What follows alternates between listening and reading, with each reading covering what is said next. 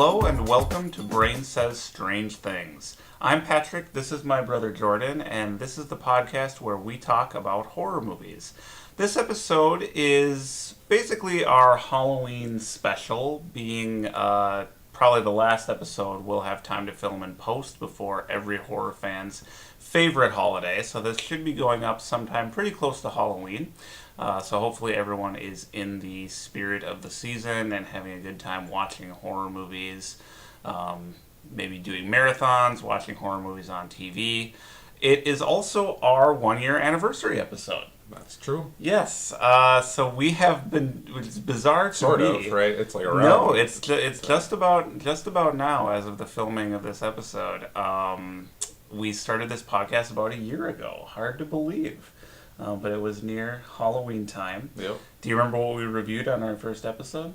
Cabin in the Woods and the Innkeepers. Yes. Right? Cabin in the Woods and the Innkeepers. And that was kind of our episode 0. Mm-hmm. I think we've refined our, technique a bit since that first episode. I like to think we've gotten a little bit better. Mm-hmm. This rambling introduction, notwithstanding. Oh my god, I watched the first one a while ago, and Mm-hmm. I was embarrassed, but yeah. So now maybe a little less, little less embarrassed. Yeah. So we've been doing this for about a year. So this is our 1-year anniversary episode. Mm-hmm. It's a Halloween episode, but not the movie Halloween. Right, we're not talking about. We kind of just randomly picked movies to do for this one. Yeah, the Halloween special is always a difficult thing if you are doing any kind of a horror website or podcast, because pretty much every episode is obviously horror themed. So in this episode, we are taking a look at a director of horror movies who just made a whole lot of them, over 160 films to his credit under various pseudonyms. We're looking at the work of Jess Franco, who passed away earlier this year and is mostly known as a creator of, what can we say, like really cheap kind of grindhouse exploitation. That's like the big word that I mentioned during this. Exploitation films, so horror. He gets into like the nunsploitation genre, some pretty straight up kind of porno stuff. Which will be next week's episode. Yeah, so this guy is just kind of a real, kind of a trash filmmaker, but also in his way a talented director who has a real cult following. So we watched a couple of his movies tonight. I feel like he has so many movies, I've probably seen some before. That's the weird thing. I think I probably have. Yeah. But, I mean, you just thought of him because when he passed away. This is another one of our memoriam it was like ones. Fangoria or one of the horror magazines had some kind of a write-up on him, and I thought he would be an interesting guy. And I had never heard of his movies. I heard on one of these, the Oasis of the Zombie. I've heard of it, like in the back of my head. I've probably skimmed over it in a million horror guides and stuff. Mm-hmm. But after you mentioned his name to me, I was like looking through reviews and like of other horror movies where it just lists a lot of them, like guides and stuff, and I kept seeing his name. Right. It kept popping up, and I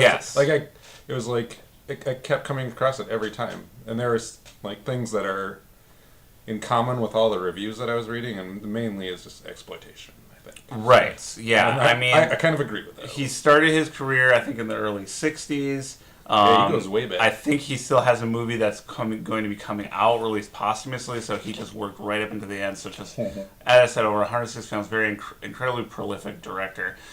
So it's really difficult to kind of talk about his career through the lens of 2 films. But the 2 that we watched were The Awful Dr. Orloff, which is a black and white film from, I think, 1962. This was kind of apparently his kind of breakout film. It had a lot of success with American audiences. He's a Spanish director, filmed a lot of his movies in France. And then so he could get away with stuff, right? Right. And then we also watched a movie from about 20 years later called Oasis of the Zombies. Mm-hmm. And that one had much more of a grindhouse kind of aesthetic. It was more of what I think of when I think of a Jess Franco movie. But let's talk first about The Awful Dr. Orloff. So this is a movie, the story is basically there are all these murders or disappearances. Really, Yeah, they start off as disappearances. These women are they start to care when they find out that a murder actually has. Okay, happened. yeah. So these women are being kidnapped, killed, and this police inspector is trying to figure out what's going on.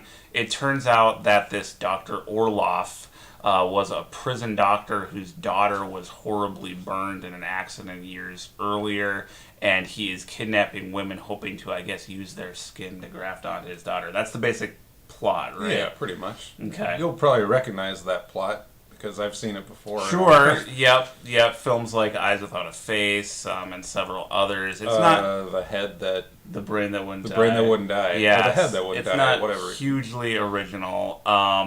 The Doctor also has an assistant called Morpho, who is this kind of ghoulish character. With I thought you were going to say googly-eyed character. Yeah, well, he does ghoulish, have these kind of googly eyes, this kind of blank, unblinking stare, and he sort of attacks. You know, he does the Doctor's dirty work. He's sort of like the Igor. He sort of attacks them. His victims as almost like a vampire. Yeah, he kind of bites them on the bite neck. their necks. So Yeah. there's this kind of weird, ghoulish vampire aspect. And people to kept it. saying he's like, they would describe him because witnesses had seen him. They say he's pale and he walks kind of undead. So I mean, there's a lot to. You can kind of assume he's a vampire. Yeah, but he's so not. there's something kind of otherworldly about this assistant of his. It's probably the most noteworthy aspect of this film. But overall, I like this movie. I thought it was a neat little horror movie. Was that kind of your thought as well? I think it's a horribly told story and a story that I've heard before. I think it looks great. Mm-hmm. I think he definitely had a style. Yep. That wasn't the schlock exploitation. No, style. not at all. He does a lot of the weird angles, and he's paying attention to what's going on in the frame. It's a nice looking movie. And it's interesting that you say it's hard to judge from looking through two movies from his career, but I think we picked two really good examples. Yeah. Because if you would watch just the latter one, you'd be like, you probably wouldn't want to see any other movies. Mm-hmm. Like, I'm glad we watched the other one first.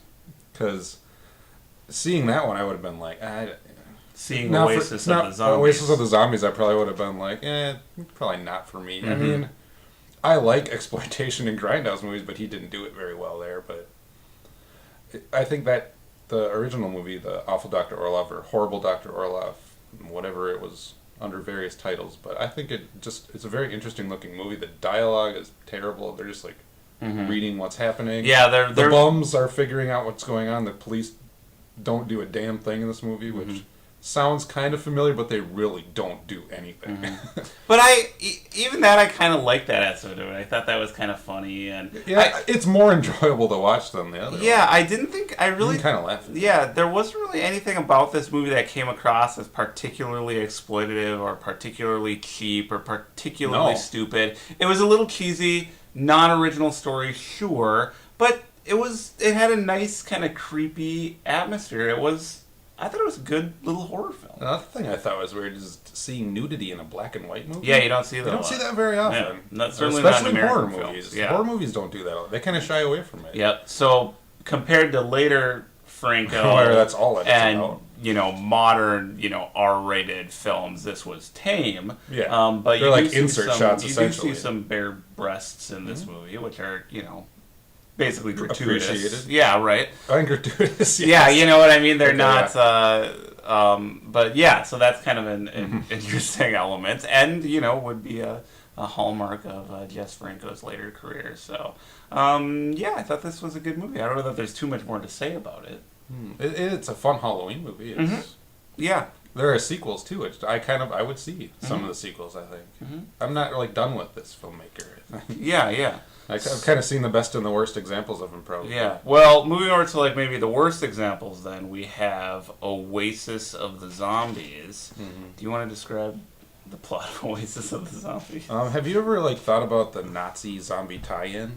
That a lot of zombie movies have Nazi tie-ins? I haven't really thought about it too much, but yeah, some do. There's a weird running theme. I was reading an article that was talking about that actually, and it lists all the movies that sort of have a Nazi tie-in. I think Jess Franco's done some others. I mean, there's this whole subgenre of Nazi exploitation, as well. Right. And then there's the whole even Fulci went into that. Right, and then there's the whole zombie subgenre. So I guess they sometimes cross over in a weird way. So that's what this movie is about: Nazi zombies. Yeah, and the title pretty much summarizes it. It's Oasis of the Zombies. Yeah, there's from this, 82. From 1982, so this is 20 years after. And there's Orloff. There's an oasis where supposedly in the desert. There's this Nazi gold that's buried. All these soldiers were killed. So everybody keeps coming in to try to find it, basically. Yeah. I'm going to gloss over a lot of it because a lot of it's unnecessary, but people go in trying to find the gold, they get attacked by the zombies, and then people just keep coming. They want to find out what happened to the last group. The zombies and just they die. Yeah, people just keep kind of going. So it just kind of cycles like that. Dying. And now this one, the story actually sounds like it'd be kind of cool. It does sound more interesting. But the movie itself, I wanted to like it because I knew going in, it's like, okay, this is like right away when the movie starts. It looks terrible. Oh. It sounds terrible. The dubbing is awful. The lighting is horrendous. You can barely make out what's going on in a lot of the frames. Mm-hmm. So I was like, oh, okay, here's Jess Franco. Like, this is more what I thought Jess Franco was going to be compared to, like, Orloff. But I was like, okay, this is what I signed up for. Like, let's go. But unfortunately, this movie just really drags. This is a horrible version that we saw. I don't know if a good version exists, but, like, it looks like it was shot on video. And it looks really bad. There are a lot of scenes where there's something way off in the distance and they do a slow zoom, but it's almost like the cameraman didn't know where he was zooming to, so he had to kind of be like, it slowly, awkwardly jerks. I think this movie was made like this. The director kind of set up these scenes, and the last scene is definitely a good example of this, where they're all just fighting off the zombies. At the very end, when they set fires to kind of chase the zombies off, and they're fighting. They're basically surrounded. Yep. It looks like the cameraman was just standing with a tripod 50 feet away, and the director just made the stuff happen. He's like, just film something that looks interesting. Yeah. And then they would insert all those shots where they use filters, where it's daytime in one, and the very next scene. Yeah, there was no consistency with the day for night or anything like that. And so, the exploitation is not the part I had a problem with in this movie, really. I mean, no. You can use that in a movie and that's fine, but I'd like to be able to maybe see it or have it make sense in the story. In the very end of the story, they asked the one kid who's the one survivor, or there might have been two. There were two survivors. Well, whatever. I just saw it 5 minutes ago. I can't remember how many people survived, but they asked him, "What have you learned from all this?" And that's what I was thinking during the whole thing. Right. What are they going to learn? What is the point of this? Right. There's going to be more people that come in and get attacked by zombies. And then the kid goes, "I mainly found myself." Right. And I was like, "Oh, fuck this movie." Yeah. But see, that I don't mind so much because it's like, it's a cheap exploitation movie. They tack on the little faux meaningful ending and then it's over. That's fine. There's too much of that crap. I don't mind that. That didn't bother me. What bothered me, because I could imagine that existing in a movie that was more comedy. Fun to watch. Nah, but even just a kind of naive exploitation film. Yeah, by this time you probably should have known. What bothers me was just the pacing of this movie. Yeah. It just wasn't fun. There's not a lot of the zombies in this movie. It takes a long time to get to them. They look stupid. They look cheap. Some of them look okay. I mean, the thing about Franco is he was had no budgets for these things. He just churned them out. Some of it looked okay. Some of it was sort of effective, but not really. There just really wasn't. There's not much to recommend this movie. No. And the whole final sequence, where they're I guess they're near the Oasis because the zombies are coming towards them. There's shots of what you think is the gold, and it's another one of those slow zoom in shots where it's you don't even know what you're looking for. You don't know why they're digging where they're digging. Very, very hard to tell from the beginning where characters are in relation to each other. But that whole final sequence where they're creating the ring of fire around them. And by the way, making up rules about the zombies at the very end of the film that we've not heard before, they're vulnerable to fire, and they can only come out at night. And they disappear when the sun comes up? Yes. But again, all of those stupid things I would be okay with if this film had moved, if it had been fun. I'd never say there'd be like a deal breaker moment. No, it wasn't any. I could enjoy that. It wasn't any of that. Stupid story, stupid dialogue. I assumed all that was going to be there going in. What I just didn't like was just that whole last sequence was so boring. It was so dragged out. There's a scene where the zombie comes out of the sand. It goes on for seriously like 10 minutes, where they're coming out of the sand, slowly walking towards them. It's just you don't need it. There's just no tension. It just plods along. I mean, the movie from 20 years earlier, from the 60s, seemed to move a lot quicker. Yes, there was just no story here. It was a lot of like just kind of like actors walking around, stumbling around the desert. Horribly dubbed dialogue. Cheap zombies that took forever to show up, and a really laboriously paced final sequence. Yeah, I mean, both these movies, I think the story is probably equally as bad, I guess. I don't know how you could rate something like that, really, but you can just tell this is the director. It's how the movie is made and put together, and one was not put together well, and one had some sort of style to it. I mean, that's why even with like a super low budget, I feel like you could have like put this film together in a way that would have made it a little bit more fun, a little bit more interesting to watch. So, well, of course, yeah. So for something like, or actually visible.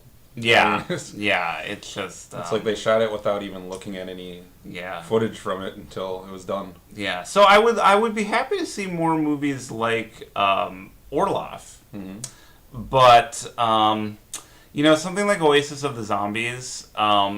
It's kind of like I like the idea that Jess Franco made all of these movies. Like, I like that he made 160 of these movies, super cheap, just churned them out. Nuns, zombies, Nazis, just threw them all out there.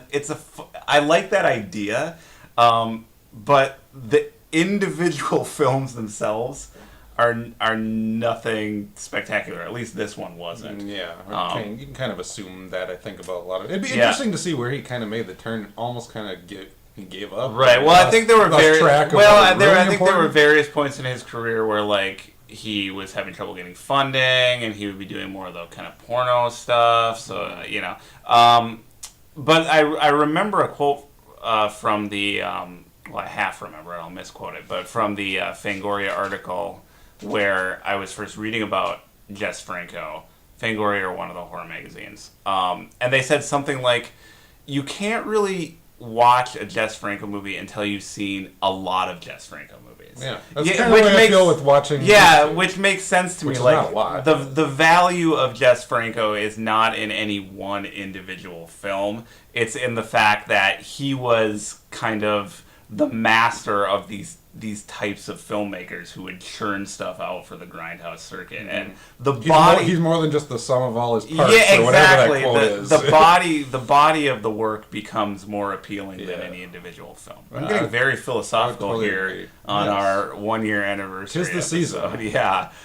So yeah, I guess you should just end it with that. I should. I mean, I'm just trying to think, like, am I recommending people go see Jess Franco or not? I would see Dr. Orloff, the awful Dr. Orloff. I would say kind of what we did is just, like, if you want to jump into it, kind of start out that way. Start from two polar opposite ends, from the end of his career in the beginning, kind of, like, come in the middle or pick middle ones. You just embellish yourself. Or just watch a whole bunch of them. You know, don't, like, pick any one film to be like an example of like a great Jess Franco movie, because I don't think there are any great Jess Franco movies. But by making a lot of kind of bad movies over a long career, he had kind of a great career. You know what I mean? It's kind of a weird thing, but whatever. So yeah, that's Jess Franco. Those were two of his, over films, things that he filmed, over 100 movies. So maybe we'll revisit him, or maybe we won't. Maybe we'll watch some of the Orloff sequels at some point. Maybe he'll kind of like fall under a different category too. There you go. There's so many. So yeah, we'll see. He's so prolific. So we'll see what happens. So, well, that ends this episode and our first year of Brain Says Strange Things. So we appreciate everyone who's been watching us and all of the new viewers that we've picked up along the way. Both of them. Both of them. Yep. which balances out the ones we've lost. Exactly. We're technically negative, I think. Yes. So, but yeah, this is the last episode before Halloween. So we'll wish everyone a happy holiday, whatever you choose to do and watch. We hope you guys are safe and have fun. And we'll be back shortly after Halloween with another new episode. Maybe a Halloween recap. Maybe so. That's what I was thinking. And we will kick off year 2 of Brain Says Strange Things. Thanks so much for watching. Remember to check us out on Facebook. Bye-bye. Bye.